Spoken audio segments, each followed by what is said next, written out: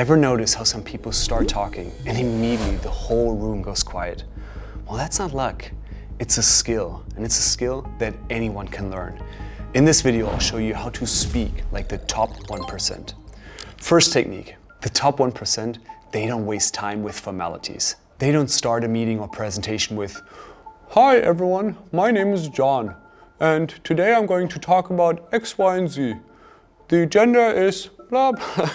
They don't do this. They do something different because they know that attention is currency. So first technique, big promise. They open with a bold promise that makes the audience lean in. They answer one question right at the start. What's in it for them? What will the audience gain from listening to their presentation or their video? For example, instead of saying, "Oh, today I am going to share 3 tips on productivity with you." Instead of doing that, they say, "Today you'll discover how to double your output while working 5 hours less." Do you see the difference? So don't say, "Oh, here's what I am going to teach." Instead say, "Here is how your life will be different after this talk today." Second technique, 2 weeks into my new job as a consultant at Bain, I was in the partner's office about to share my work. And back then, it was my first assignment and was also the first impression that I would make. So I open my laptop and I start talking. And I say, "Oh, well, I ran this analysis and I found this insight and here's my idea and yeah, that's my recommendation." But right at that moment, actually, the partner said, "Stop, Philip, stop. Look, Philip, this isn't a school presentation. Have you ever heard of the pyramid principle?" That day, he showed me how the CEOs and top consultants communicate. Second technique, the pyramid principle. Here's the simple version of that principle. First, you start with your main point or recommendation all the way at the top.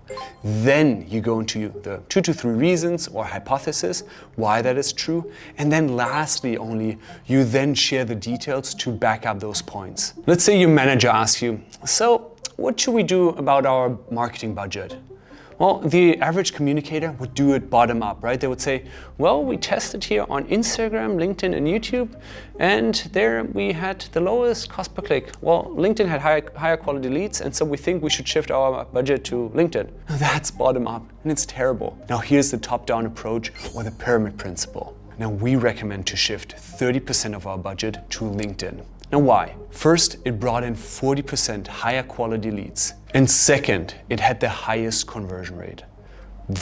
Boom, right? Executives often don't want to hear the entire analysis. They want to hear the main recommendation or point right away. So start with your recommendation and then back it up. That's how the top 1% speaks. And third technique, Steve Jobs was a master of this technique. Watch what happens when he's asked that question at Stanford. A few more, yeah. What's the most important thing that you personally learned at Apple that you're doing it next? Good question.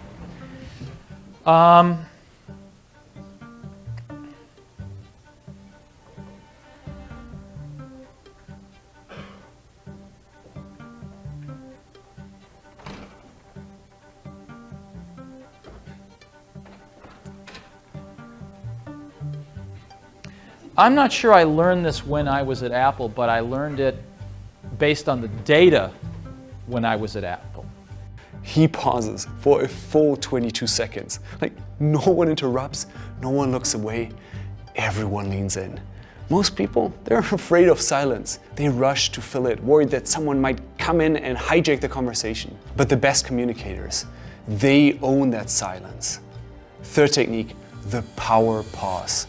A pause says, "Hey, I'm in control. What I'm about to say, that is worth waiting for." It gives your words more weight. Pause right before that key point. Pause after that tough question. Or pause right after making that bold statement. Let the silence do the work. And fourth technique. Have you ever been in this situation? Someone asks you a simple question, right? And you start answering, but then you go, "Oh, no, wait, there's something more." And then you're like, "Oh, no, there's another thing. Oh no, actually there's one final thing." And then it's just like 5 tensions later, you're somewhere completely lost in your answer. Average communicators ramble. The best communicators do this instead. Fourth technique, the one thing focus. Anytime that they're asked a question, they say things like, the one thing I want you to know is X, Y, and Z. Now that one sentence forces clarity. It trims the fat. It zooms into what really matters. Let's say someone asks me, what makes a great speaker? Well, I could respond like this. I could say, the one thing that makes a great speaker is presence. If you're fully there with your audience, everything else falls into place. Do you see? Now, great communication isn't about saying more. It's about saying the right thing. Fifth technique. For my book, Public Speaking with Confidence, I interviewed 34 professional speakers and I asked them one single question. I asked, so how do you prepare for your speech? What they said blew my mind. 3 out of 4 people gave the same answer. They said, I focus on my audience. I know it sounds simple, but it's pretty rare because most people do the opposite. They walk on stage or on video thinking, well, I hope they really like me, or I hope I don't mess this up. I hope that they think that I'm smart. Now that is a taker. They show up as a taker, but the audience is pretty sensitive to that stuff. They can feel when someone really wants to take something. And so the best communicators, the top 1%, they show up as a giver.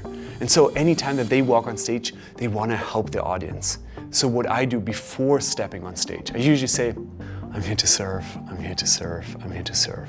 I just repeat it in my head. The other thing that I do is I picture one specific person that I'm about to help. So really see how this person is benefiting from whatever I'm suggesting in that moment. By doing that, I show up with a different energy, and any audience can feel that.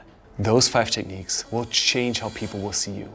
But if you want to go even deeper and learn how to hook your audience and really hold their attention, well, check out this next video where I show you how to tell unforgettable stories. See you there.